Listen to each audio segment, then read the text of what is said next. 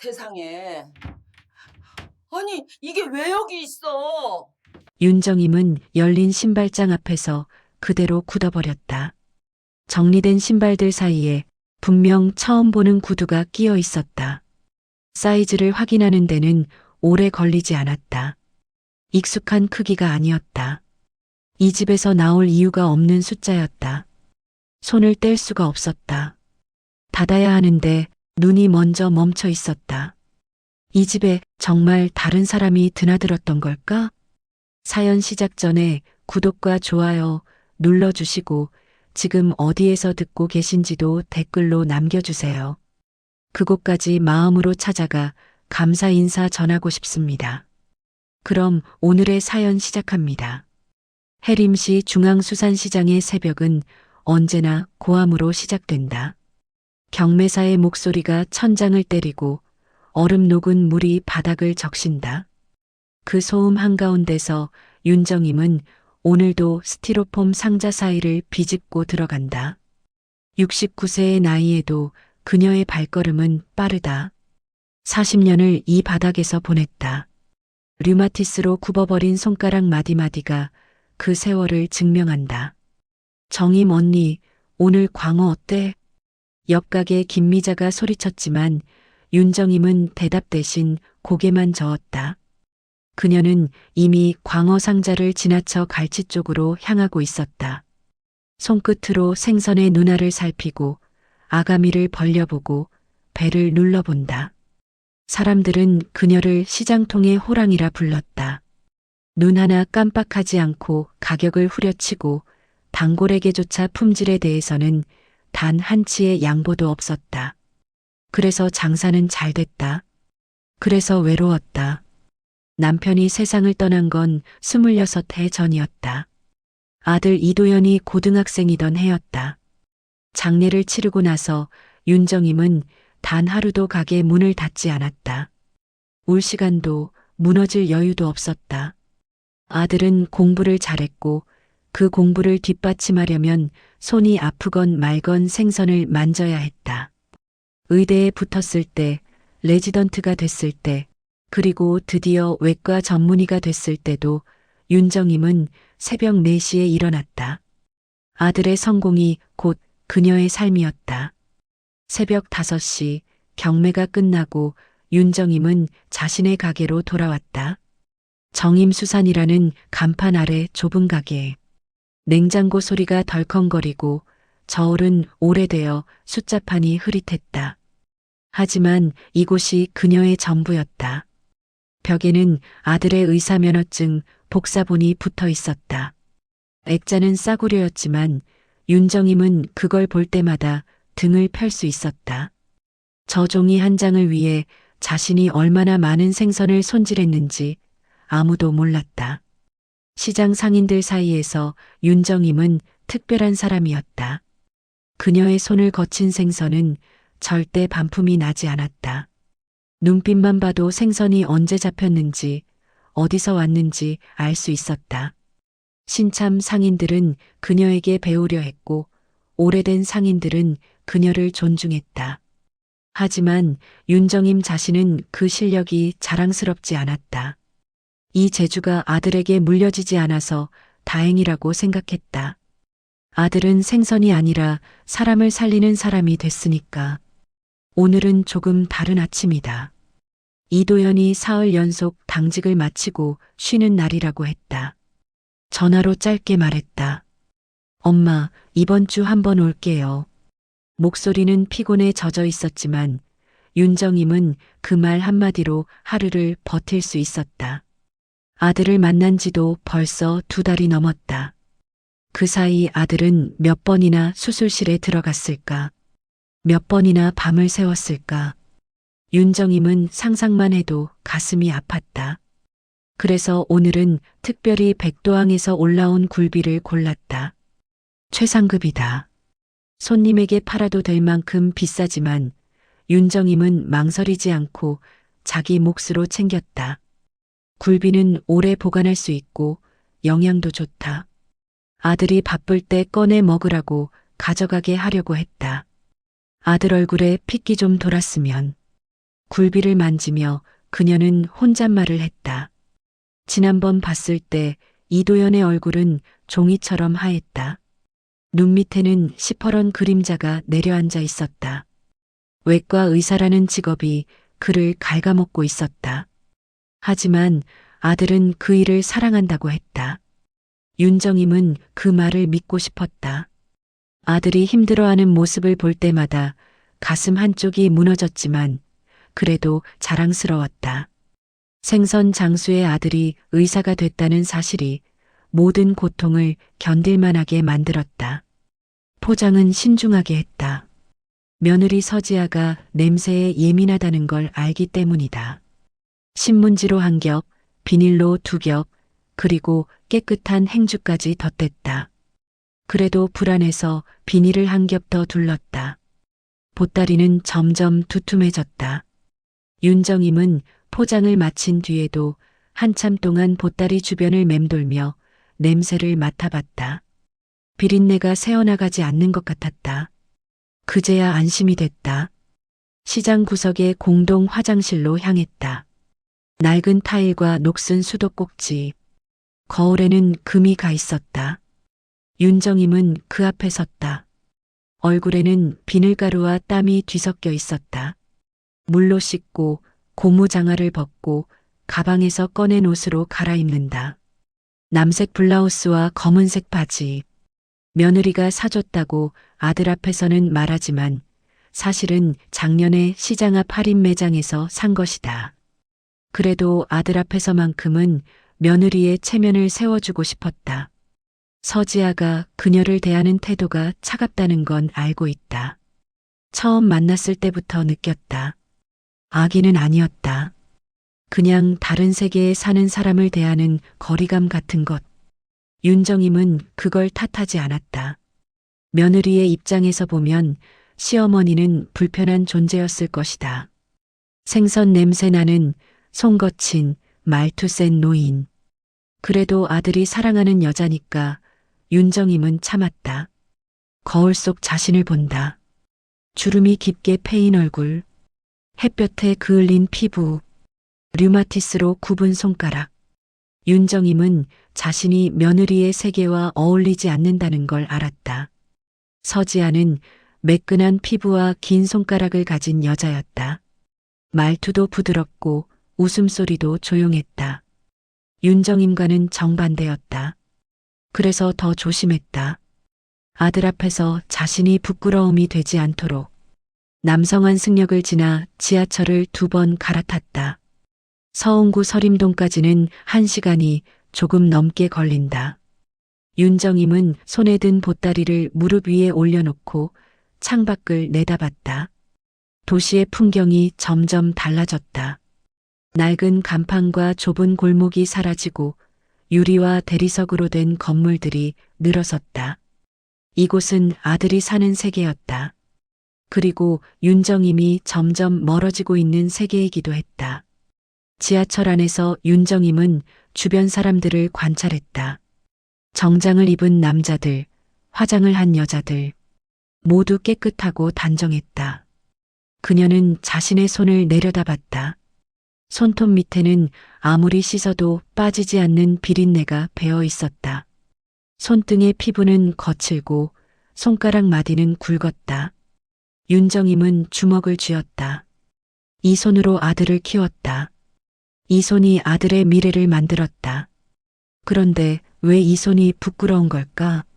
서림 아파트 단지 입구에 도착했을 때 윤정임은 본능적으로 등을 곧게 폈다.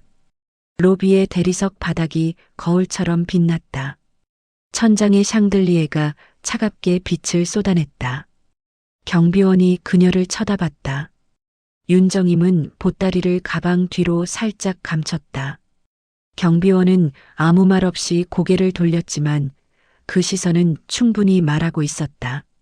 여기 어울리지 않는 사람. 윤정임은 이 건물에 올 때마다 작아지는 기분을 느꼈다. 시장에서는 누구도 무시하지 못하는 사람이었다. 가격을 정하는 사람, 품질을 판단하는 사람. 하지만 이곳에서는 그저 아들 집에 찾아온 노인일 뿐이었다. 로비를 지나며 윤정임은 고개를 숙였다. 보따리에서 냄새가 새어나갈까봐, 자신의 옷에서 생선 비린내가 날까봐 조마조마했다. 로비 한쪽에는 큰 거울이 있었다. 윤정임은 그 앞을 지나가다 자신의 모습을 봤다. 보따리를 든 노인, 등이 약간 굽은 노인, 아무리 깨끗한 옷을 입어도 시장 냄새를 지울 수 없는 노인. 윤정임은 발걸음을 재촉했다. 엘리베이터 버튼을 누른다. 28층. 손가락이 떨렸다. 엘리베이터가 올라갈수록 가슴이 답답해졌다. 숫자가 하나씩 바뀔 때마다 숨이 짧아졌다. 15층, 20층, 25층. 윤정임은 고개를 들어 천장을 보았다.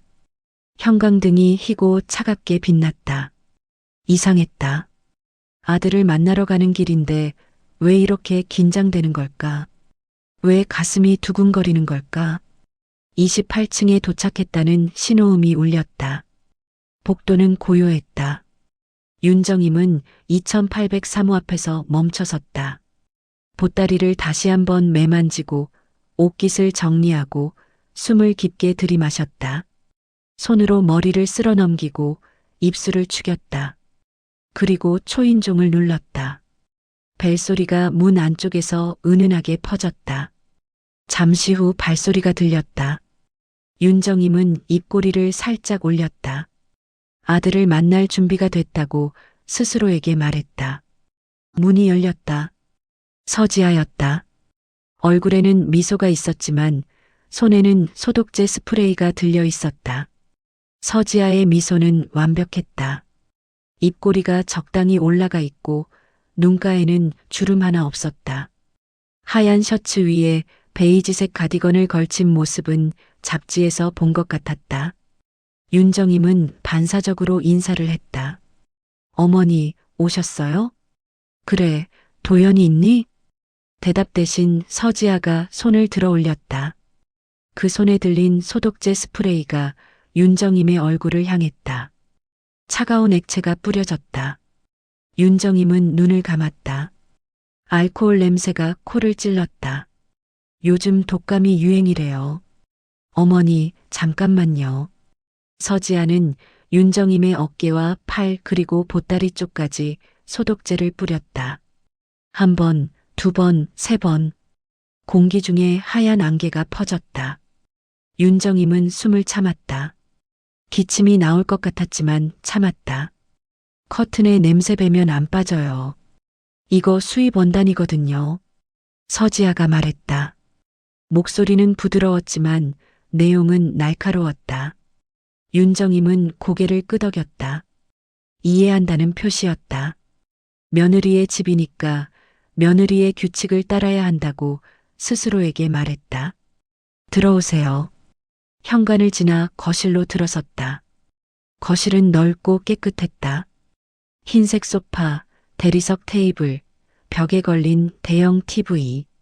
모든 것이 반짝였다. 창밖으로는 해림시 전체가 내려다 보였다. 저 아래 어딘가에 중앙수산시장이 있을 것이다. 하지만 이 높이에서는 보이지 않았다. 앉으세요. 서지아가 소파를 가리켰다. 윤정임은 소파 끝에만 걸쳐 앉았다. 엉덩이의 절반만 걸치고 등은 곧게 세웠다. 보따리는 바닥에 내려놓았다. 혹시 소파에 냄새가 날까봐 보따리를 무릎에 올리지 않았다. 도연이는 수술복 입고 막 들어왔어요. 샤워하고 바로 자버렸어요. 서지아가 안쪽 방을 가리키며 말했다. 목소리에는 약간의 피로가 섞여 있었다. 윤정임은 그 방향을 바라봤다. 문이 닫혀 있었다. 아들이 저 안에서 자고 있다는 사실만으로도 마음이 놓였다. 많이 힘들지? 의사는 원래 그런 거 아니에요? 서지아가 웃으며 말했다. 하지만 그 웃음에는 불평이 섞여 있었다. 윤정임은 그걸 알아챘지만 모르는 척했다. 며느리도 힘들겠지. 남편이 집에 없는 날이 많으니까. 서지아가 주방으로 들어갔다. 냉장고 문을 열고 물병을 꺼냈다. 유리잔에 물을 따라 윤정임 앞에 내려놓았다. 윤정임은 감사하다는 말을 하고 물을 한 모금 마셨다. 입안이 건조했다. 거실에는 침묵이 흘렀다. 시계 소리만 또각또각 들렸다. 윤정임은 주변을 둘러봤다. TV 옆 선반에는 액자들이 놓여 있었다. 이도현과 서지아의 결혼사진, 여행사진, 그리고 서지아 혼자 찍은 사진도 있었다. 윤정임이 들어간 사진은 하나도 없었다. 어머니, 차 드릴까요? 아니, 괜찮아. 그럼 편하게 계세요. 저 샤워 좀 할게요. 서지아가 화장실로 들어갔다. 문이 닫히고 물소리가 들렸다. 윤정임은 그제야 긴장을 풀었다. 어깨에 힘이 빠지고 등을 소파에 기댔다. 하지만 완전히 기대지는 못했다. 소파에 냄새가 뱄까봐. 시간이 천천히 흘렀다. 윤정임은 보따리를 내려다봤다. 굴비가 아들 입에 들어갈 수 있을까? 서지아가 허락할까? 문득 불안해졌다. 이렇게 공들여 싸운 게 무용지물이 되는 건 아닐까?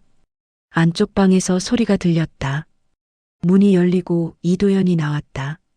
수술복 차림이었다. 머리는 헝클어져 있고 얼굴에는 베개 자국이 남아 있었다.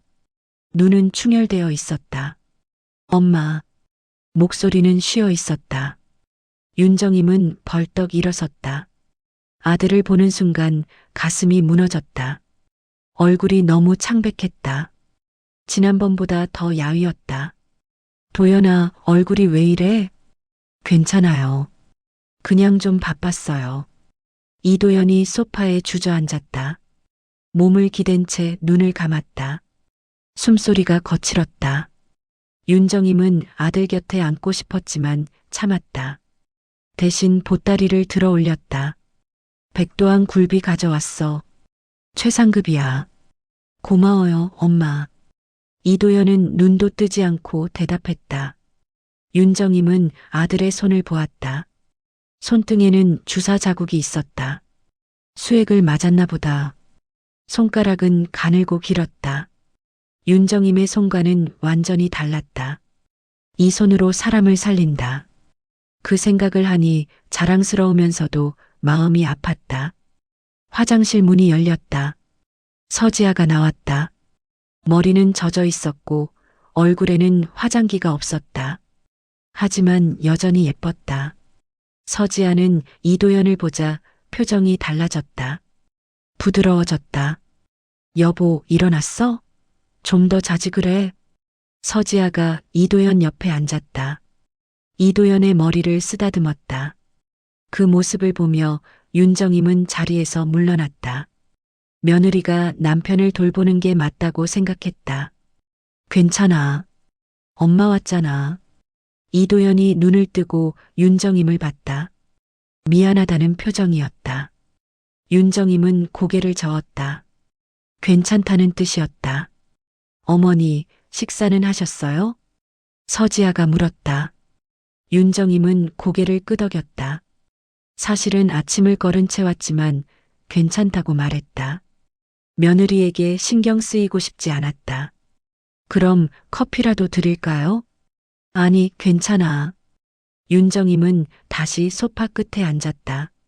이도현과 서지아가 나란히 앉아 있는 모습을 봤다. 그들은 부부였다. 윤정임은 그 사이에 끼어들 자리가 없다고 느껴졌다. 시간이 흘렀다. 대화는 끊겼다 이어졌다 했다.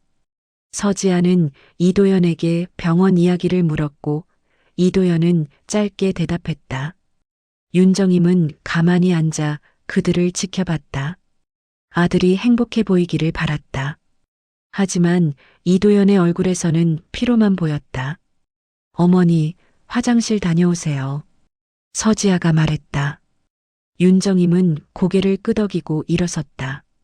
화장실로 가는 길에 현관을 지나쳤다. 그때 문득 보따리가 어디 있는지 기억이 나지 않았다. 현관에 뒀던가, 거실에 뒀던가. 윤정임은 걸음을 멈췄다. 현관 쪽을 돌아봤다. 신발장 옆에 보따리가 보였다. 누군가 옮겨놓은 것 같았다. 윤정임은 그쪽으로 걸어갔다. 보따리를 확인하려고 신발장 앞에 섰다. 그때였다. 신발장 문이 살짝 열려 있었다. 윤정임은 무심코 손을 뻗어 문을 닫으려 했다. 하지만 문을 잡는 순간 안쪽에서 향수 냄새가 퍼졌다. 남자 향수였다. 진하고 묵직한 냄새였다. 윤정임은 멈칫했다. 이도현도 향수를 쓰나? 기억을 더듬어 봤지만 아들에게서 이런 냄새를 맡은 적은 없었다. 병원에서 일하는 의사가 이렇게 진한 향수를 뿌릴 리 없었다. 문을 더 열었다. 신발장 안쪽에는 여러 켤레의 신발이 놓여 있었다. 여자 구두, 남자 구두, 운동화. 윤정임의 시선이 남자 구두에 머물렀다. 검은색 가죽 구두. 깔끔하고 비싸 보였다. 구두 안쪽을 들여다봤다. 숫자가 적혀 있었다. 280. 윤정임은 숨을 멈췄다. 이도현의 발 사이즈는 260이었다. 확실했다. 아들이 고등학생일 때부터 신발을 사줬으니까. 260. 그런데 이 구두는 280이었다. 손이 떨렸다. 윤정임은 신발장을 더 뒤적였다. 같은 사이즈의 구두가 또 있었다. 운동화도 있었다. 모두 280. 그리고 선반 위에는 장갑이 놓여 있었다. 남자 장갑. 크기가 컸다. 골프용품도 보였다. 골프채 커버, 장갑, 그리고 티. 모두 새 것 같았다. 윤정임은 선반을 더 뒤졌다. 손이 무언가에 닿았다. 상자였다. 고급스러운 시계 상자였다. 열어봤다. 안에는 시계가 없었다. 대신 영수증이 들어 있었다. 윤정임은 영수증을 꺼내 읽었다. 구매 품목 남성 시계. 가격 850만 원. 구매자 명예 이도현. 윤정임의 손에서 영수증이 떨어질 뻔했다. 850만 원짜리 시계를 아들이 샀다고? 아들은 그런 사치를 부릴 사람이 아니었다. 더군다나 자기 발에 맞지도 않는 280 사이즈 구두를 여러 켤레나 사둘 이유가 없었다. 윤정임은 신발장을 더 뒤졌다. 다른 영수증들이 나왔다. 골프용품, 명품 의류, 시계. 모두 비쌌다. 그리고 모든 영수증의 명의는 이도현이었다. 숨이 막혔다. 무언가 잘못됐다. 이 집에 뭔가 이상한 일이 일어나고 있었다.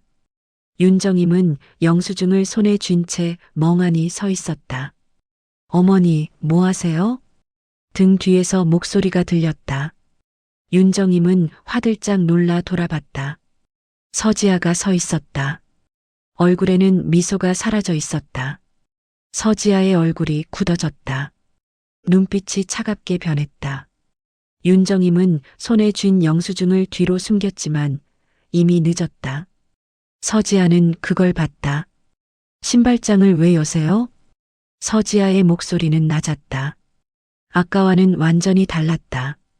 부드러움은 사라지고 날카로움만 남았다. 윤정임은 입을 열었다. 보따리를 찾으려고. 보따리는 거기 있잖아요. 서지아가 현관 구석을 가리켰다.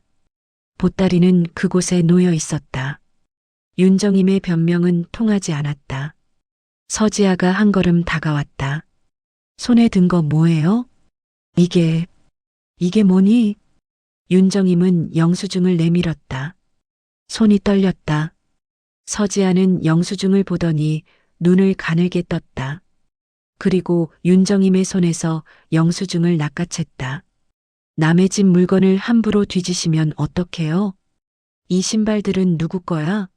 도연이 발은 260인데 여기 280짜리가. 그게 어머니랑 무슨 상관이에요? 서지아의 목소리가 높아졌다. 윤정임은 한 걸음 물러섰다. 며느리의 얼굴에서 본 적 없는 표정이 떠올랐다. 분노와 당황이 뒤섞여 있었다. 도연이한테 물어봐야겠어. 윤정임이 거실 쪽으로 몸을 돌렸다. 하지만 서지아가 그녀의 팔을 잡았다. 힘이 세었다. 윤정임은 놀라 서지아를 쳐다봤다. 어머니, 제발 조용히 하세요.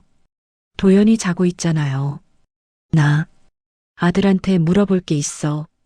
물어볼 게 뭐가 있어요? 어머니가 착각하신 거예요. 서지아가 윤정임을 현관 쪽으로 밀었다. 윤정임은 비틀거렸다. 나이 든 몸은 쉽게 중심을 잃었다.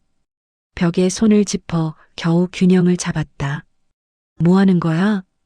윤정임의 목소리가 커졌다. 그 소리에 안쪽 방문이 열렸다. 이도연이 나왔다. 눈을 비비며 상황을 파악하려 했다. 무슨 일이에요? 이도연이 물었다. 서지아가 재빨리 이도연에게 다가갔다.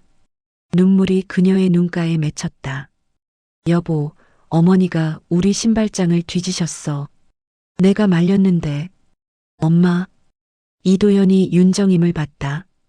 윤정임은 아들에게 다가가려 했다. 도연아, 이거 봐. 신발장에 280짜리 구두가 여러 켤레 있어. 내 발은 260이잖아. 그리고 이 영수증들. 윤정임이 주머니를 뒤졌다.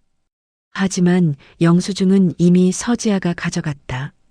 서지아는 영수증을 등 뒤로 숨겼다. 어머니, 그게 뭐가 이상해요? 도연이가 친구 선물로 산 거예요. 서지아가 말했다. 목소리는 떨렸지만 재빨리 변명을 만들어냈다. 윤정임은 고개를 저었다. 거짓말하지 마. 이게 한두 개가 아니야.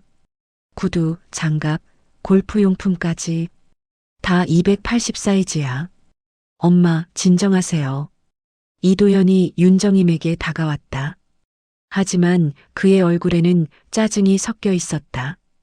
윤정임은 그 표정을 보고 가슴이 철렁했다. 도연아, 내 말 좀 들어봐. 이 집에 뭔가. 엄마, 지금 무슨 일인지 알아요? 남의 집 물건을 함부로 뒤지신 거예요. 남의 집이라니? 여긴 내 집이잖아. 그래요. 제 집이에요. 그리고 지하 집이기도 하고요. 이도연의 말에 윤정임은 말문이 막혔다. 아들이 자신을 남으로 취급하고 있었다. 서지아가 이도연의 팔을 잡았다. 눈물이 뺨을 타고 흘렀다. 여보, 나 무서워. 어머니가 갑자기 이상한 말을 하시잖아. 지아야, 괜찮아. 이도연이 서지아를 안았다. 그리고 윤정임을 돌아봤다. 눈빛이 차가웠다. 엄마, 오늘은 그냥 가세요. 뭐? 윤정임은 귀를 의심했다. 아들이 자신을 쫓아내고 있었다. 지아가 놀랐잖아요. 오늘은 그만 가세요. 도연아, 내 말 좀. 엄마. 이도연의 목소리가 커졌다. 윤정임은 움찔했다. 아들이 자신에게 소리를 지른 건 처음이었다. 이도연은 한숨을 쉬고 목소리를 낮췄다. 엄마, 요즘 많이 피곤하시죠?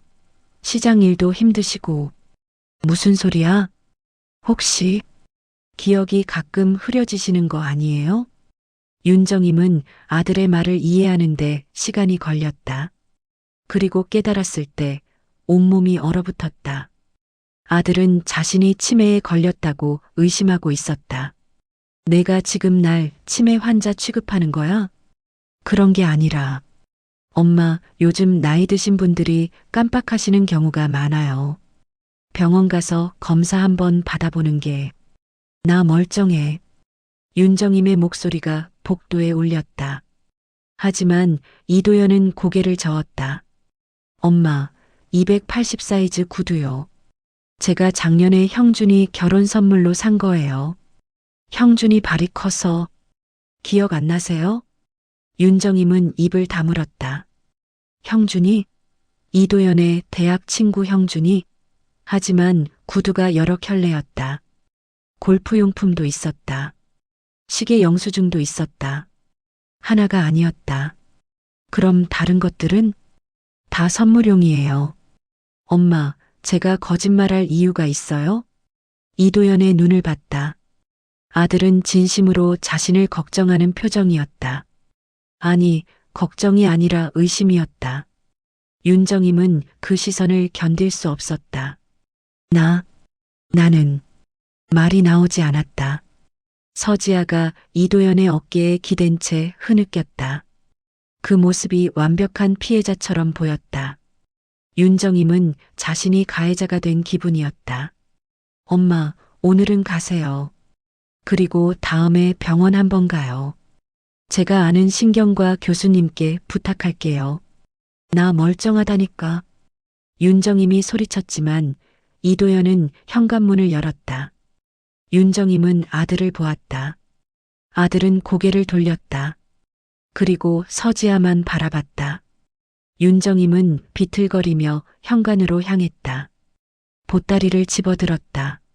손이 떨려서 제대로 잡히지 않았다. 보따리가 바닥에 떨어졌다. 포장이 풀리면서 굴비가 바닥에 쏟아졌다. 핏물이 대리석 바닥에 번졌다. 윤정임은 무릎을 꿇고 굴비를 주워 담았다. 손이 떨렸다. 눈물이 났지만 참았다. 아들 앞에서 울고 싶지 않았다. 굴비를 다시 보따리에 담고 일어섰다. 다리에 힘이 없었다. 현관문을 나섰다. 뒤에서 문이 닫히는 소리가 들렸다. 윤정임은 복도에 홀로 서 있었다. 형광등 불빛이 차갑게 내려왔다. 보따리에서 핏물이 바닥에 떨어졌다. 똑똑똑. 엘리베이터를 탔다. 1층까지 내려가는 동안 윤정임은 거울에 비친 자신을 봤다. 늙은 여자.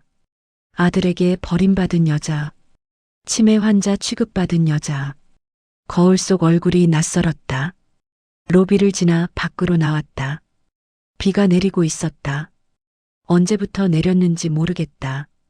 윤정임은 우산도 없이 빗속을 걸었다. 보따리를 가슴에 안았다. 빗물이 얼굴을 타고 흘렀다. 아니, 빗물인지 눈물인지 구분이 안 됐다. 지하철역으로 향했다. 사람들이 우산을 쓰고 지나갔다. 윤정임은 그들 사이를 비집고 걸었다. 온몸이 젖었다. 옷이 무거워졌다. 하지만 계속 걸었다. 지하철에 올랐다. 빈자리가 있었지만 앉지 않았다. 젖은 옷이 의자를 더럽힐까봐 손잡이를 잡고 서 있었다. 보따리에서는 여전히 핏물이 떨어졌다. 바닥에 작은 웅덩이가 생겼다. 창밖을 봤다. 어둠 속을 지하철이 달렸다. 터널의 불빛이 스쳐 지나갔다. 윤정임은 자신이 어디로 가고 있는지 몰랐다. 집으로 가야 하는지, 시장으로 가야 하는지 생각이 나지 않았다. 환승역에서 내렸다. 사람들이 우르르 지나갔다. 윤정임은 벤치에 앉았다. 보따리를 무릎에 올렸다. 굴비가 상할 것 같았다. 아들에게 주려고 가져온 굴비. 아들은 받지 않았다. 아니, 받을 기회조차 주지 않았다. 주머니를 뒤졌다. 휴대폰을 꺼냈다. 아들에게 전화를 걸까? 뭐라고 말하지? 미안하다고? 아니, 미안할 일을 한 게 아니다. 그럼 뭐라고? 휴대폰을 쥔 채 멍하니 앉아 있었다. 시간이 얼마나 흘렀는지 몰랐다. 영무원이 다가왔다. 괜찮으세요? 윤정임은 고개를 들었다. 젊은 영무원이었다. 걱정스러운 표정이었다. 네, 괜찮아요. 많이 젖으셨는데 집에 가셔야 할 것 같은데요. 집이 어디였더라? 시장 근처 단칸방. 그곳이 집이었다. 하지만 가고 싶지 않았다. 그곳에 가면 혼자였다. 할머니, 어디 가세요? 제가 도와드릴까요? 괜찮아요. 혼자 갈 수 있어요. 윤정임은 일어섰다. 다리가 후들거렸다. 영무원이 팔을 잡아줬다. 윤정임은 고맙다는 말을 하고 계단을 올라갔다. 밖은 여전히 비가 내렸다. 거리를 걸었다. 어디로 가는지도 모르고 걸었다. 가게들은 문을 닫았고 사람들은 보이지 않았다. 윤정임은 혼자였다. 빗속에 혼자 서 있었다. 주머니에서 무언가 만져졌다. 손을 넣어 꺼냈다. 스마트키였다. 언제 주머니에 들어갔는지 기억이 나지 않았다.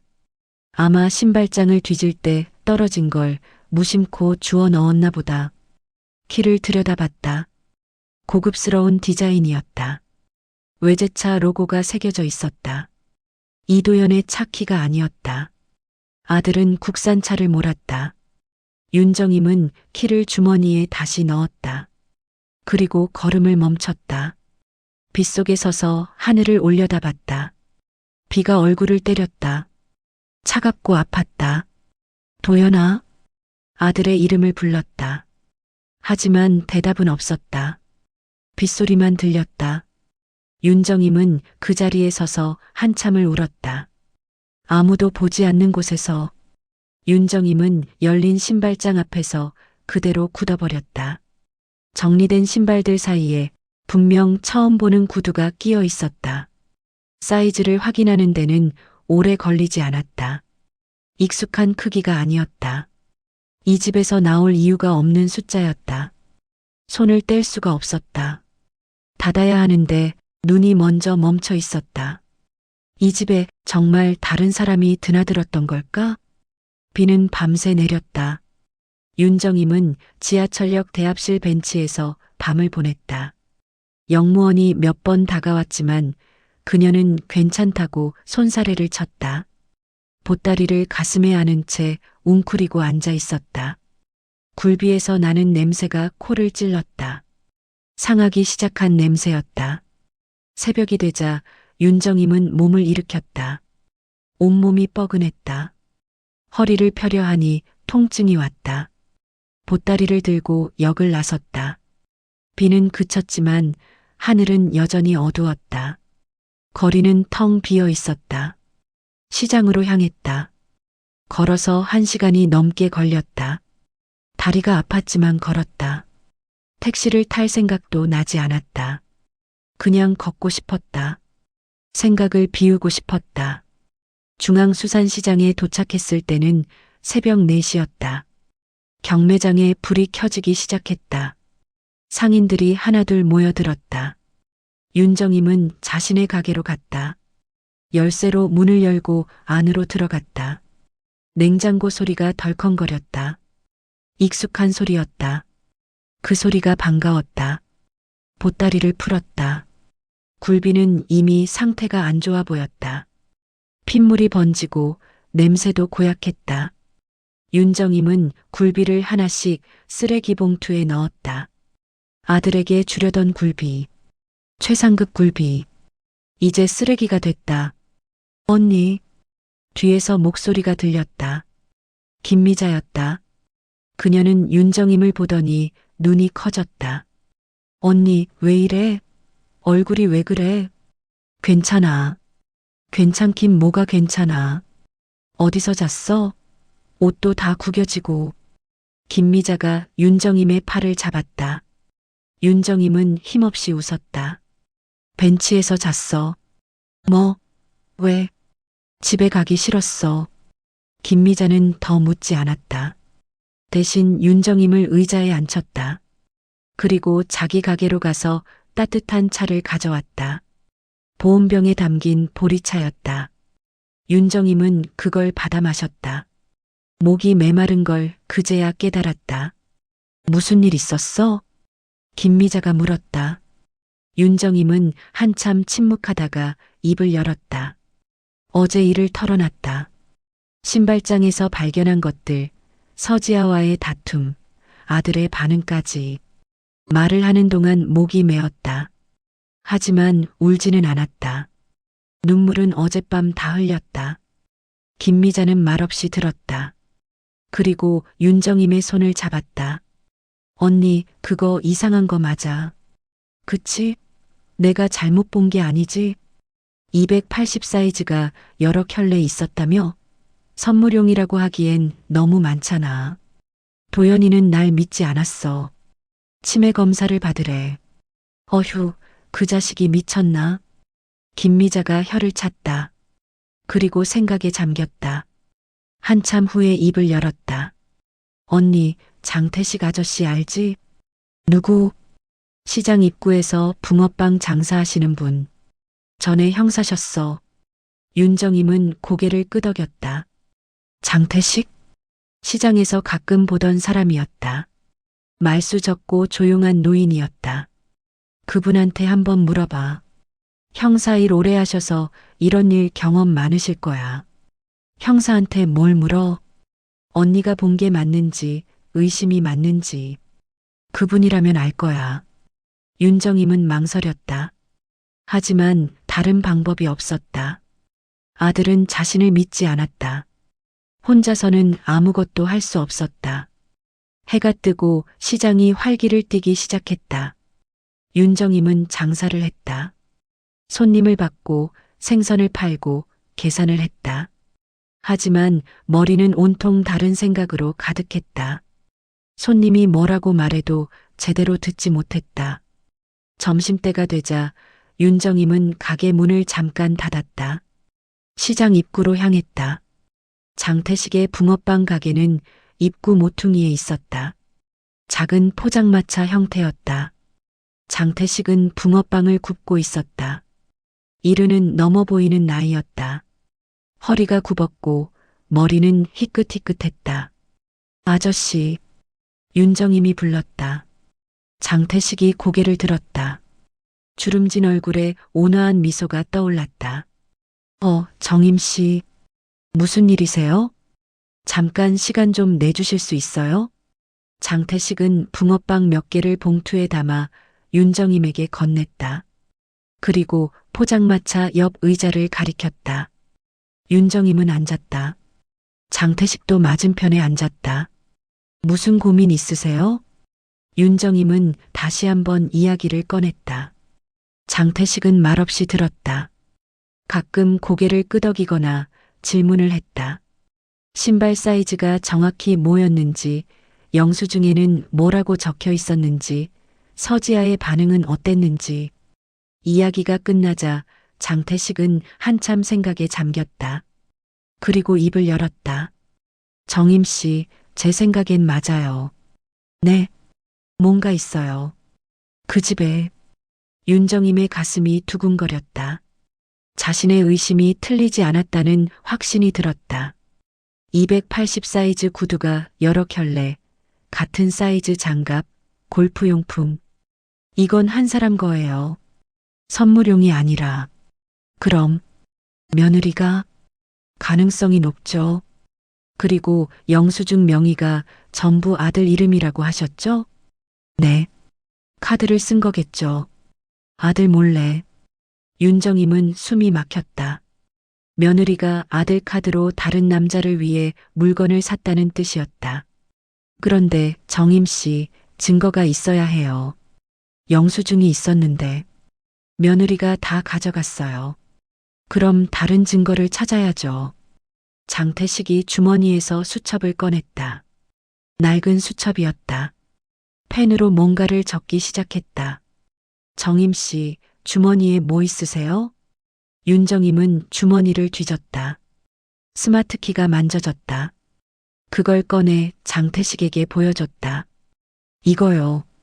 신발장에 있던 건데 떨어진 걸 주웠어요. 장태식의 눈이 커졌다. 키를 받아들고 자세히 살펴봤다. 이거 외제차 키잖아요. 그런가요? 이러고 보세요. 벤츠예요. 그것도 최신형. 장태식이 휴대폰을 꺼내 검색을 했다. 그리고 화면을 윤정임에게 보여줬다. 이 모델이면 억대예요. 최소 1억 2천. 윤정임은 입을 다물지 못했다. 1억이 넘는 차? 아들이 그런 차를 살 리 없었다. 아들은 5년 된 중고 국산차를 몰고 있었다. 정임 씨, 이거 중요한 증거예요.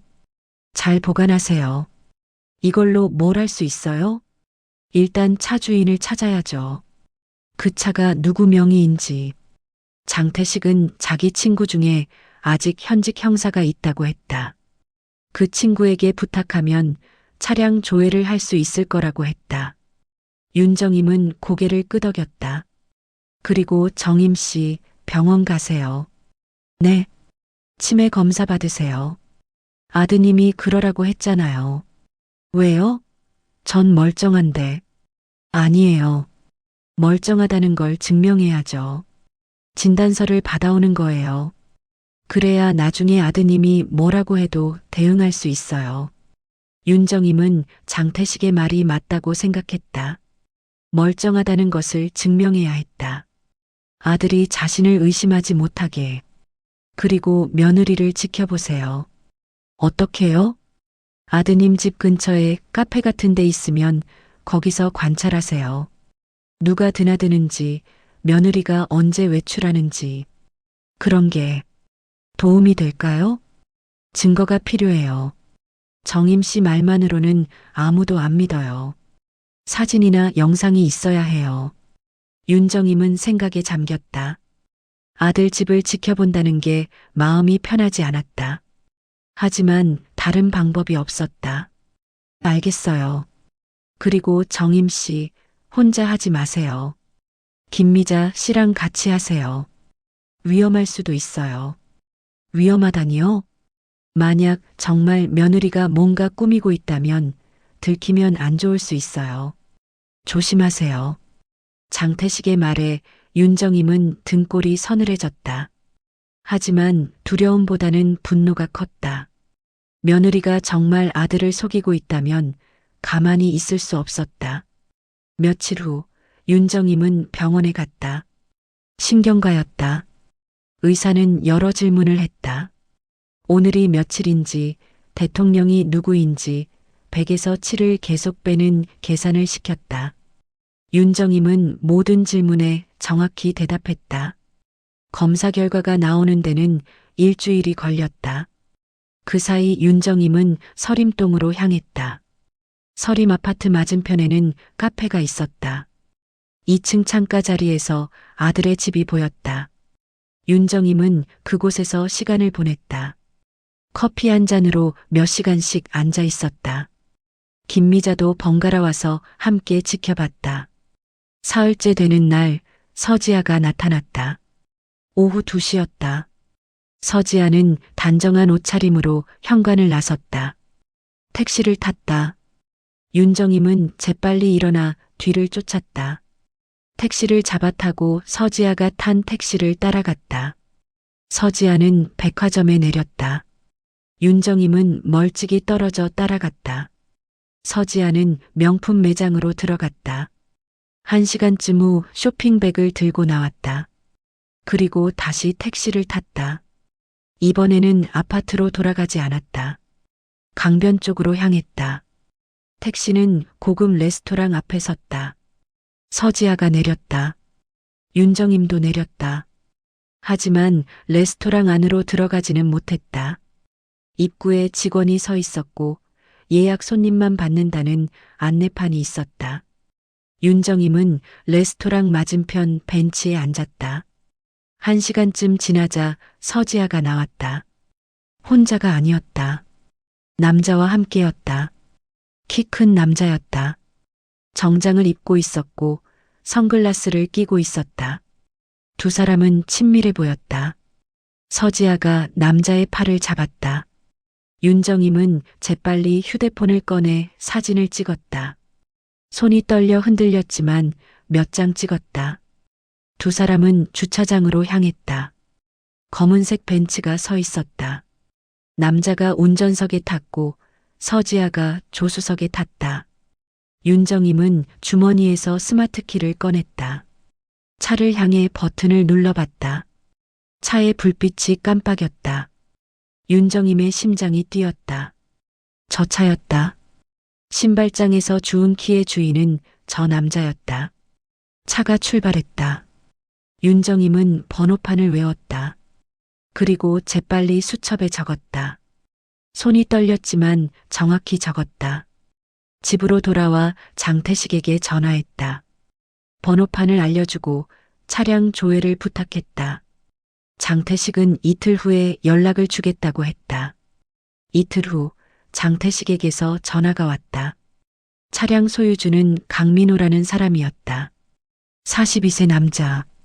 직업은 투자 컨설턴트. 하지만 실제로는 사기 전과가 있었다.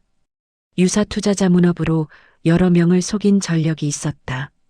정임 씨, 이 사람 조심해야 해요. 전문 사기꾼이에요. 장태식의 말에 윤정임은 온몸이 얼어붙었다. 며느리가 사기꾼과 만나고 있었다. 아들의 돈으로 그 사기꾼에게 선물을 사주고 있었다. 그리고 정임 씨, 더 큰 문제가 있어요. 뭔데요? 제 친구가 알아봤는데 그 강민호라는 사람이 최근에 항공권을 예약했대요. 편도로요. 편도요? 네. 출국 날짜가 2주 후예요. 그리고 같은 날짜에 여자 이름으로도 예약이 돼 있대요. 여자 이름이요? 서지아요. 윤정임은 말문이 막혔다. 며느리가 도망갈 준비를 하고 있었다.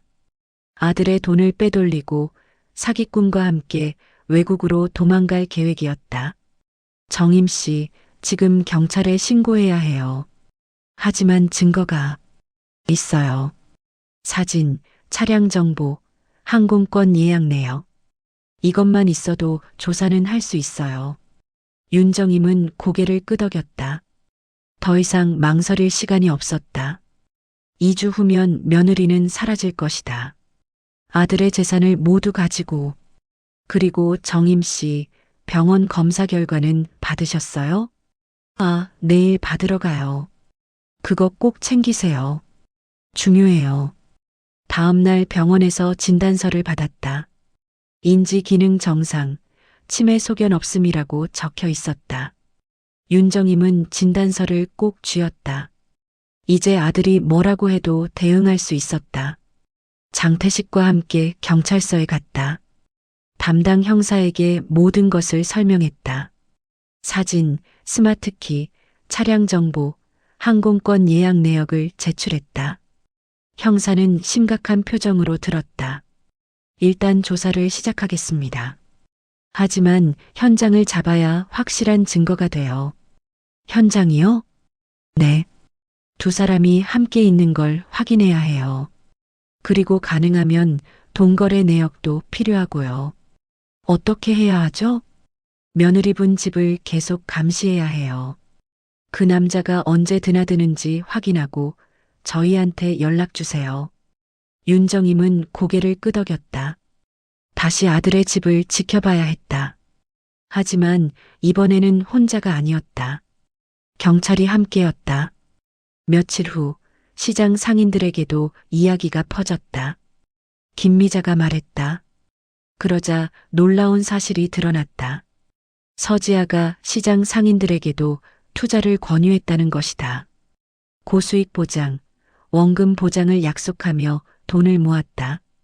여러 상인들이 수백만 원씩 투자했다. 언니, 나도 500만 원 넣었어. 김미자가 말했다. 얼굴이 창백했다. 뭐라고? 서지아가 그러더라. 병원 확장 사업에 투자하면 1년 안에 2배가 된다고. 언니 아들이 의사니까 믿었지. 윤정임은 머리를 한 대 얻어맞은 기분이었다. 며느리가 자기 이름을 이용해 사기를 친 것이다. 시장 상인들, 아들의 이름을 믿고 돈을 맡긴 사람들이 피해를 입었다. 다른 상인들도 나타났다. 모두 서지아에게 돈을 맡긴 사람들이었다. 피해 규모는 상상 이상이었다. 총 2억이 넘었다. 우리 어떻게? 그게 내 전 재산이었는데. 한 상인이 울먹였다. 윤정임은 가슴이 미어졌다. 자기 며느리 때문에 이웃들이 피해를 입었다. 다들 진정하세요. 제가 책임지겠습니다. 윤정임이 말했다. 하지만 어떻게 책임을 질 수 있을지 막막했다. 언니 잘못 아니야. 김미자가 말했다. 하지만 윤정임은 책임감을 느꼈다. 자기가 제대로 며느리를 보지 못한 탓이었다. 상인들과 함께 다시 경찰서에 갔다. 피해자들의 진술이 추가됐다. 형사는 본격적인 수사에 들어갔다. 서지아의 은행 계좌를 조회하고 강민호와의 관계를 추적했다. 윤정임 씨, 이제 며느리분 집에 들어가셔야 할 것 같아요. 형사가 말했다. 들어간다고요? 네. 아드님 생일이 언제죠? 다음 주 화요일이요. 그날 가세요. 생일 핑계로. 그리고 집안에 저희를 들릴 수 있게 해주세요. 어떻게요? 비상 열쇠 있으시죠? 윤정임은 고개를 끄덕였다. 아들이 결혼할 때 만일을 위해 비상 열쇠를 하나 맡겼었다. 그날 제가 함께 가겠습니다. 그리고 현장에서 체포하겠습니다. 형사의 말에 윤정임은 숨을 깊이 들이마셨다. 드디어 끝이 보였다. 하지만 동시에 두려웠다. 아들이 이 모든 걸 알게 됐을 때 어떤 반응을 보일지. 일주일 후 윤정임은 아들의 생일을 위해 미역국을 끓였다. 큰 냄비에 정성껏 끓였다. 그리고 서림동으로 향했다. 이번에는 혼자가 아니었다. 형사와 경찰관들이 함께였다. 그들은 멀찌감치 떨어져 대기했다. 윤정임은 비상열쇠로 문을 열었다. 초인종을 누르지 않았다. 조용히 문을 열고 안으로 들어갔다. 현관에는 여행 가방이 놓여 있었다. 큰 가방 2개. 열린 가방 안에는 옷가지와 여권, 그리고 현금 뭉치가 보였다. 거실에서 소리가 들렸다. 서지아의 목소리와 낯선 남자의 목소리. 윤정임은 조용히 안으로 들어갔다. 거실에는 서지아와 강민호가 서 있었다. 짐을 정리하고 있었다. 이틀 후면 우리 자유야. 강민호가 말했다. 서지아가 웃었다. 병원 건물도 팔렸고 계좌에서도 다 빼냈어. 3억은 챙겼어. 잘했어. 그 바보 의사는 아직도 몰라. 당연하지. 매일 수술실에만 처박혀 있는데. 두 사람이 낄낄거리며 웃었다. 윤정임은 더 이상 참을 수 없었다. 거실로 걸어 들어갔다. 그래, 바보 의사는 몰라도 엄마는 알아. 윤정임의 목소리에 두 사람이 화들짝 놀라 돌아봤다. 서지아의 얼굴이 하얗게 질렸다. 어머니? 놀랐니? 내가 도망갈 줄은 몰랐니? 윤정임이 현관문을 활짝 열었다. 형사와 경찰관들이 들어왔다. 강민호는 도망치려 했지만 경찰관이 붙잡았다. 수갑이 채워졌다. 뭐야 이게. 강민호가 소리쳤다. 서지아는 윤정임에게 다가왔다. 어머니, 오해예요. 이건 오해? 내가 뭘 오해했는데? 윤정임이 여행 가방을 가리켰다. 그리고 신발장을 열었다. 280 사이즈 구두가 그대로 있었다. 이것도 오해야? 내가 내 아들 돈으로 이 남자한테 선물한 거, 시장 상인들한테 사기친 거, 다 오해야? 서지아는 말문이 막혔다. 경찰관이 그녀에게도 수갑을 채우려 했다. 서지아가 울기 시작했다. 어머니, 제발이요. 한 번만 봐주세요. 봐줘? 내가 내 아들한테 한 짓을 봐줘? 그때 현관문이 열렸다. 이도현이었다. 그는 상황을 보고 얼어붙었다. 수갑찬 강민호, 우는 서지아, 그리고 경찰들. 이게 무슨 일이에요? 이도현이 물었다. 윤정임은 아들을 봤다. 아들의 얼굴에서 모든 색이 빠져나갔다. 도연아, 미안하다. 엄마가 늦었어. 윤정임이 말했다. 이도연은 주저앉았다. 형사가 다가와 상황을 설명했다. 사기, 횡령, 배임. 며느리와 그 공범이 저지른 범죄 목록이 길었다. 서지아는 끝까지 변명했다. 하지만 증거는 명확했다. 신발장 속 구두, 항공권, 여행 가방 속 현금, 그리고 은행 거래 내역. 모든 것이 그녀의 범죄를 증명했다. 경찰이 두 사람을 데리고 나갔다. 거실에는 윤정임과 이도연만 남았다. 이도연은 바닥에 주저앉은 채 움직이지 않았다. 윤정임은 아들 곁에 앉았다. 말없이 손을 잡았다. 한참 후 이도연이 입을 열었다. 엄마, 미안해요. 괜찮아. 저, 엄마를 의심했어요. 치매라고 생각했어요. 알아. 윤정임이 가방에서 진단서를 꺼내 아들에게 건넸다. 이도연은 진단서를 읽고 얼굴을 손으로 가렸다. 어깨가 떨렸다. 울고 있었다. 엄마, 정말 미안해요. 울지 마. 이제 끝났어. 윤정임이 아들을 안았다. 이도연은 엄마 품에서 한참을 울었다. 윤정임은 아들의 등을 두드렸다. 아이였을 때처럼. 울음이 그치자 윤정임은 일어났다.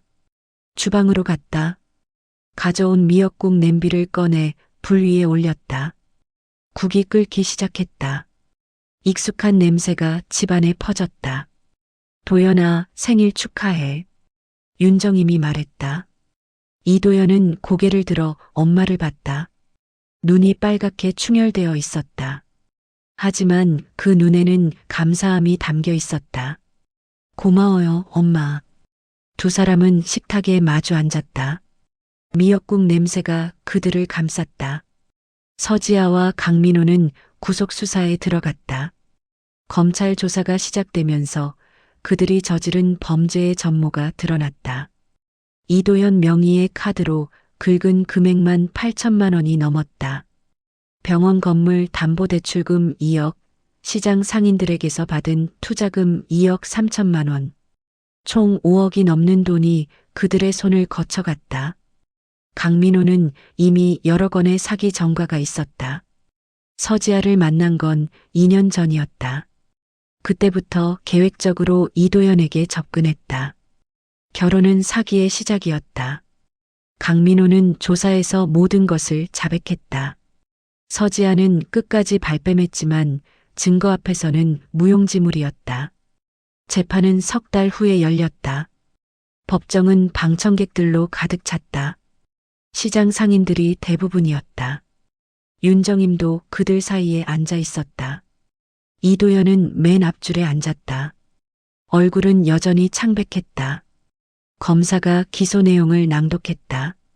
사기, 횡령, 배임, 위계에 의한 결혼. 죄목이 길게 이어졌다. 서지아는 피고인석에 고개를 숙인 채 앉아 있었다. 예전의 우아함은 찾아볼 수 없었다. 머리는 헝클어져 있었고 얼굴은 수척했다. 증인 신문 시간이 왔다. 윤정임이 증인석에 섰다. 판사가 물었다. 증인, 이 사건을 처음 알게 된 경위를 말씀해 주세요. 윤정임은 천천히 말을 시작했다. 신발장에서 발견한 280 사이즈 구두, 영수증들, 스마트키, 그리고 아들이 자신을 의심했던 순간들. 말을 하는 동안 목이 메었지만 참았다. 끝까지 또박또박 말했다. 증인께서 가장 힘들었던 순간은 언제였습니까? 판사가 물었다. 윤정임은 잠시 침묵했다. 그리고 입을 열었다. 아들이 날 믿지 않았던 순간이요. 목소리가 떨렸다. 방청석에서 훌쩍이는 소리가 들렸다. 치매 환자 취급을 받았어요. 내가 본 게 착각이라고, 기억이 흐려진 거라고 했어요. 그게 제일 아팠어요. 윤정임은 이도연을 봤다. 아들은 고개를 숙이고 있었다. 어깨가 떨렸다. 울고 있었다. 증인, 피고인에게 하실 말씀 있으십니까? 윤정임은 서지아를 봤다. 서지아도 고개를 들어 윤정임을 봤다. 두 사람의 시선이 마주쳤다.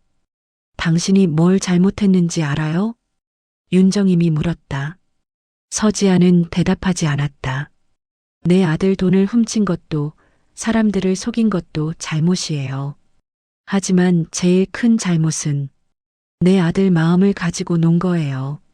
서지아가 고개를 떨어뜨렸다. 도연이는 당신을 진심으로 사랑했어요. 수술 끝나고 집에 가는 게 유일한 낙이었어요. 당신을 위해 밤낮 없이 일했어요.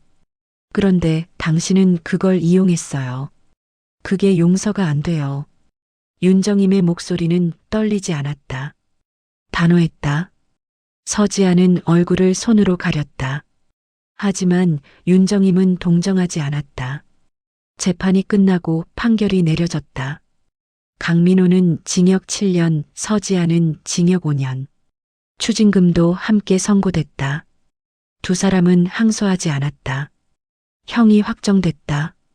형이 확정된 후 재산 회수 절차가 시작됐다. 강민호와 서지아 명의로 된 계좌에서 1억 8천만 원이 회수됐다. 강민호가 타던 벤츠도 압류됐다. 차를 팔아서 나온 돈은 9천만 원이었다. 총 2억 7천만 원이 회수됐다. 돈은 피해자들에게 분배됐다. 시장 상인들이 먼저였다. 투자금의 70%가량이 돌아왔다. 완전히 회복되지는 않았지만 그래도 숨통이 트였다. 김미자는 윤정임을 붙잡고 울었다. 언니 고마워. 언니 아니었으면 나 길거리에 나앉을 뻔했어. 괜찮아. 다 끝났어. 윤정임이 김미자를 다독였다. 다른 상인들도 하나둘 감사를 표했다. 윤정임은 그들의 손을 잡아줬다. 이도연의 재산도 일부 회수됐다. 병원 건물 담보대출은 은행과 협의해서 상환 계획을 다시 짰다. 건물은 겨우 지킬 수 있었다. 이도연은 더 많은 수술을 해야 했다. 빚을 갚기 위해서. 하지만 이번에는 혼자가 아니었다. 윤정임이 함께였다. 사건이 마무리되고 한 달쯤 지났을 때 이도연이 시장을 찾아왔다. 작업복 차림이었다. 손에는 페인트 통과 붓이 들려 있었다. 엄마, 가게 벽 좀 칠할게요. 뭐? 낡아서 보기 안 좋잖아요. 제가 칠할게요. 이도연은 말없이 가게의 벽을 칠하기 시작했다. 하얀 페인트가 낡은 벽을 덮었다. 오래된 얼룩들이 사라졌다. 윤정임은 아들의 뒷모습을 바라봤다. 등이 넓었다. 언제 이렇게 컸나 싶었다. 도연아, 쉬면서 해. 괜찮아요. 금방 끝나요. 아들은 쉬지 않고 페인트를 칠했다. 2시간 만에 가게 벽이 깨끗해졌다. 새 것처럼 하얘졌다. 이도연은 붓을 내려놓고 벽을 바라봤다. 엄마, 예전에 이 벽에 제 그림이 있었죠? 그래, 내가 초등학생 때 그린 거. 기억나요. 엄마가 혼낼 줄 알았는데 그냥 두셨잖아요. 윤정임은 웃었다. 아들이 어렸을 때 가게 벽에 크레파스로 그림을 그렸었다. 물고기 그림이었다. 서툴렀지만 귀여웠다. 윤정임은 그 그림을 지우지 않았다. 손님들이 뭐라고 해도 그냥 뒀다. 아들의 흔적이 고마웠으니까. 이제 그 그림도 사라졌네요. 그래도 괜찮아. 추억은 여기 있으니까. 윤정임이 가슴을 가리켰다. 이도연이 엄마를 봤다. 눈가가 촉촉했다. 며칠 후 윤정임은 가방에서 진단서를 꺼냈다. 아들의 진료실을 찾아갔다. 이도연은 차트를 보다가 엄마를 보고 일어났다. 엄마, 무슨 일이세요? 이거. 윤정임이 진단서를 내밀었다. 이도연은 진단서를 받아 읽었다. 인지 기능 정상, 치매 소견 없음. 글자들이 또렷했다.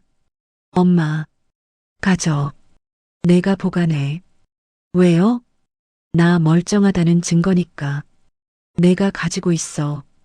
그리고 혹시 또 내가 이상한 말하면 이거 보고 믿어줘. 이도연은 진단서를 꼭 쥐었다. 그리고 고개를 깊이 숙였다. 엄마, 정말 죄송해요. 제가 엄마를. 됐어. 이제 그만 사과해. 귀에 못이 박히겠다.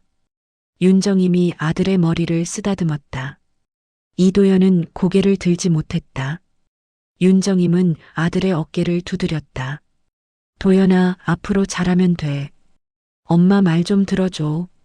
그것만 해. 네, 엄마. 그리고 너무 무리하지 마. 수술 많이 한다고 들었어. 빚을 갚아야 해서요. 천천히 갚아. 엄마도 도와줄게. 엄마는 시장 일만 하세요. 제가 알아서 할게요. 이도현이 고개를 들었다. 얼굴에는 결연함이 있었다. 윤정임은 그 얼굴을 보고 안심했다. 아들이 다시 일어섰다. 계절이 바뀌었다. 여름이 지나고 가을이 왔다. 시장에는 전어가 올라오기 시작했다. 윤정임은 아침마다 경매장에 나갔다. 손가락은 여전히 굽었고 허리는 아팠다. 하지만 일은 계속했다. 이 일이 그녀의 삶이었으니까. 어느 날 저녁 이도현이 시장으로 왔다. 퇴근하고 바로 온 모양이었다. 수술복 위에 겉옷만 걸쳤다. 엄마, 뭐 도와드릴 거 없어요? 없어. 다 정리했어. 그럼 같이 저녁 먹어요. 이도현이 웃었다. 윤정임도 웃었다.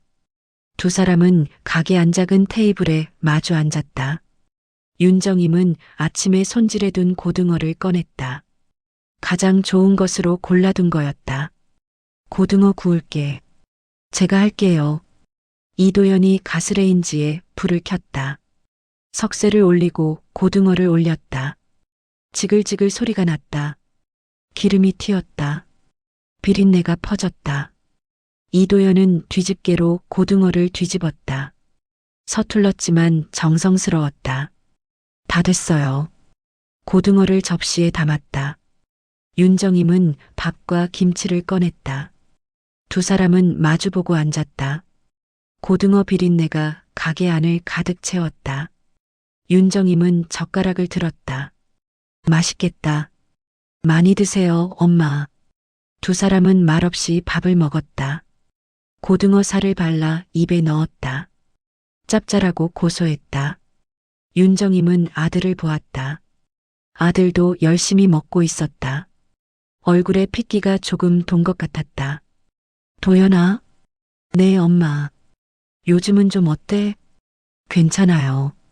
바쁘긴 한데 견딜만해요. 밥은 잘 챙겨 먹고? 네. 병원 식당에서 먹어요. 주말에는 집에 와. 엄마가 해줄게. 그럴게요. 이도현이 웃었다. 진심 어린 웃음이었다. 윤정임도 웃었다. 고등어를 한 점 더 아들 그릇에 올려줬다. 식사가 끝나고 설거지를 했다. 이도현이 그릇을 씻고 윤정임이 닦았다. 두 사람은 나란히 서서 일했다. 말은 없었지만 편안했다. 서로의 존재가 위안이 됐다. 설거지가 끝나고 이도현이 먼저 일어섰다. 엄마, 저 내일 일찍 수술 있어서 먼저 갈게요. 그래, 조심해서 가. 엄마도 일찍 들어가세요. 이도현이 가게를 나섰다. 윤정임은 문 앞까지 배웅했다. 아들의 뒷모습이 어둠 속으로 사라졌다. 윤정임은 다시 가게로 들어왔다. 냉장고를 열어 내일 팔 생선을 확인했다. 광어, 우럭, 전복 모두 싱싱했다. 윤정임은 냉장고 문을 닫았다. 가게 불을 끄려다 벽을 보았다. 이도현이 새로 칠한 하얀 벽. 깨끗했다. 윤정임은 벽에 손을 댔다. 차가웠다. 하지만 따뜻함이 느껴졌다. 아들의 손길이 남아있는 것 같았다. 윤정임은 벽에서 손을 떼고 불을 껐다. 가게 문을 잠그고 집으로 향했다. 시장 골목은 어두웠다. 가게들은 문을 닫았고 사람들도 모두 떠났다. 윤정임은 익숙한 길을 걸었다. 발걸음은 느렸지만 확실했다. 집에 도착해 문을 열고 들어갔다. 좁은 방이었다. 싱크대, 옷장, 그리고 이불. 그게 전부였다. 하지만 윤정임은 불평하지 않았다. 이곳이 그녀의 집이었다. 옷을 갈아입고 이불을 깔았다. 누워서 천장을 보았다. 낡은 천장이었다. 곰팡이 자국이 여기저기 있었다. 하지만 오늘은 그게 보이지 않았다. 대신 아들의 얼굴이 떠올랐다. 윤정임은 눈을 감았다. 피곤했다. 온몸이 무거웠다. 하지만 마음은 가벼웠다. 오랜만에 편안한 밤이었다. 다음 날 새벽 알람 소리에 윤정임은 눈을 떴다. 4시였다. 몸을 일으키고 옷을 갈아입었다. 고무장화를 신고 밖으로 나갔다. 아직 어두웠다. 거리는 고요했다. 시장으로 향했다. 20분쯤 걸어 경매장에 도착했다.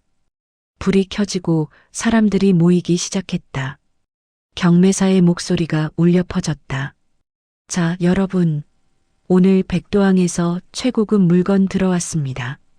윤정임은 상자들 사이로 걸어 들어갔다. 손으로 생선을 만지며 상태를 확인했다. 눈빛, 아가미, 배의 탄력. 모든 게 손끝으로 느껴졌다. 윤정임은 가장 좋은 고등어 한 마리를 골랐다. 살이 통통하고 눈이 맑았다. 이거 얼마야? 정임 씨한테는 싸게 줄게. 경매사가 웃었다. 윤정임은 돈을 주고 고등어를 챙겼다. 오늘 저녁에 도연이가 또 올 거라고 했다.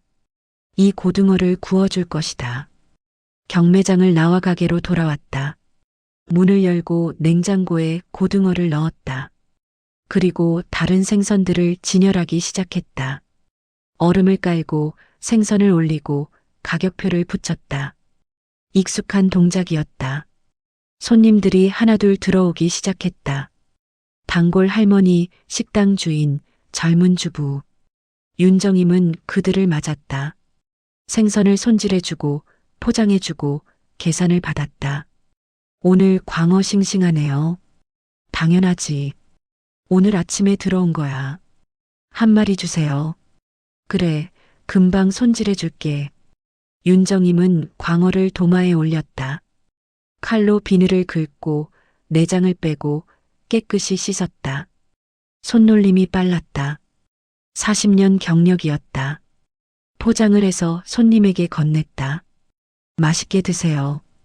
고마워요, 사장님. 손님이 나가고 다음 손님이 들어왔다. 윤정임은 하루 종일 그렇게 일했다. 쉬지 않고 움직였다. 손은 아팠지만 멈추지 않았다. 해가 지고 저녁이 됐다. 손님들이 줄었다. 윤정임은 진열대를 정리했다. 팔리지 않은 생선은 냉장고에 넣었다. 바닥을 닦고 쓰레기를 버렸다. 일을 마치고 시계를 봤다. 6시였다. 도연이가 올 시간이었다. 윤정임은 냉장고에서 고등어를 꺼냈다. 가스레인지에 불을 켰다. 석쇠를 올렸다. 가게 문이 열렸다. 이도현이었다. 수술복 차림이었다. 엄마, 왔니? 배고프지? 네. 이도현이 웃으며 들어왔다. 윤정임은 고등어를 석쇠에 올렸다. 지글지글 소리가 났다. 비린내가 퍼졌다. 이도현은 테이블에 앉았다. 윤정임은 고등어를 뒤집으며 아들을 봤다. 아들도 엄마를 보며 웃었다. 비린내 속에서 하루가 다시 이어졌다. 내일도 윤정임은 새벽 4시에 일어날 것이다. 경매장에 가고 생선을 팔고 아들을 기다릴 것이다. 그렇게 하루하루가 쌓여 삶이 될 것이다. 고등어가 다 익었다. 윤정임은 접시에 담아 아들 앞에 놓았다. 자, 먹어. 같이 먹어요, 엄마. 두 사람은 마주 앉아 밥을 먹었다. 고등어 기름이 입가에 묻었다. 밥알이 상 위에 떨어졌다. 하지만 아무도 신경 쓰지 않았다. 그저 함께 있다는 것만으로 충분했다. 밖에서는 시장의 소음이 들렸다. 상인들의 목소리, 손님들의 웃음소리, 차들이 지나가는 소리. 윤정임은 그 소리를 들으며 밥을 먹었다. 이곳이 그녀의 세계였다. 생선 냄새 나는 시끄러운 하지만 따뜻한 세계. 이도연이 먼저 숟가락을 놓았다. 엄마, 잘 먹었어요. 그래, 배불러? 네. 다음 주에도 와. 당연하죠. 매주 올게요. 이도연이 윤정임의 손을 잡았다. 굽은 손가락, 거친 손등. 하지만 이도연은 그 손을 꼭 쥐었다. 윤정임도 아들의 손을 쥐었다. 부드럽고 따뜻한 손이었다. 사람을 살리는 손이었다. 고마워요, 엄마. 날 낳아주고 키워주고 지켜주셔서. 뭘, 당연한 거지. 아니에요. 당연한 게 아니에요. 엄마가 아니었으면 전 끝이었을 거예요. 윤정임은 아들의 손을 두드렸다. 넌 끝나지 않았어. 이제 시작이야. 앞으로 잘할 수 있어. 네, 엄마. 열심히 할게요. 밖에서 빗방울이 떨어지기 시작했다. 가을 비었다. 빗소리가 지붕을 두드렸다. 윤정임은 창밖을 봤다. 비가 조금씩 내렸다. 거리에 사람들이 우산을 펼쳤다. 비 오네. 제가 우산 가져올까요? 아니, 괜찮아. 곧 그칠 거야. 두 사람은 나란히 서서 창밖을 봤다. 비는 계속 내렸다. 하지만 거세지지 않았다. 조용히 부드럽게 내렸다. 땅을 적시고 먼지를 씻어냈다. 엄마, 왜? 사랑해요. 이도연이 말했다. 윤정임은 아들을 봤다. 아들의 눈에 눈물이 맺혀 있었다. 윤정임은 아들을 안았다. 작았던 아들, 이제는 엄마보다 큰 아들. 하지만 여전히 그녀의 아들이었다. 나도 사랑해. 윤정임이 속삭였다. 두 사람은 한참을 그렇게 있었다. 비린내 나는 가게 안에서 비 오는 소리를 들으며 시간이 흘러 비가 그쳤다. 이도연이 먼저 몸을 뗐다. 이제 가볼게요. 내일 아침 일찍 회의 있어요. 그래, 조심해서 가. 이도연이 가게를 나섰다. 윤정임은 또 문 앞까지 배웅했다. 아들의 뒷모습을 지켜봤다. 골목을 걸어가는 아들. 의젓한 뒷모습. 윤정임은 흐뭇하게 웃었다. 아들이 보이지 않자 윤정임은 가게로 돌아왔다. 설거지를 하고 불을 끄고 문을 잠갔다. 그리고 집으로 향했다. 골목을 걸으며 윤정임은 하늘을 올려다봤다. 비갠 하늘에 별이 몇 개 보였다. 반짝였다. 윤정임은 별을 보며 걸었다. 집에 도착해 옷을 갈아입고 누웠다. 피곤했다. 온몸이 욱신거렸다. 하지만 마음은 평온했다. 내일도 새벽에 일어날 것이다. 경매장에 가고 생선을 팔 것이다. 그리고 저녁이 되면 아들을 기다릴 것이다. 그렇게 하루하루가 흘러갈 것이다. 평범하게, 조용하게, 비린내 나는 삶 속에서. 하지만 그 삶 안에 사랑이 있었다. 아들과 나누는 말없이 흐르는 사랑. 윤정임은 눈을 감았다. 잠이 왔다. 깊고 편안한 잠이었다. 새벽 4시 알람이 울렸다. 윤정임은 눈을 떴다. 또 하루가 시작됐다.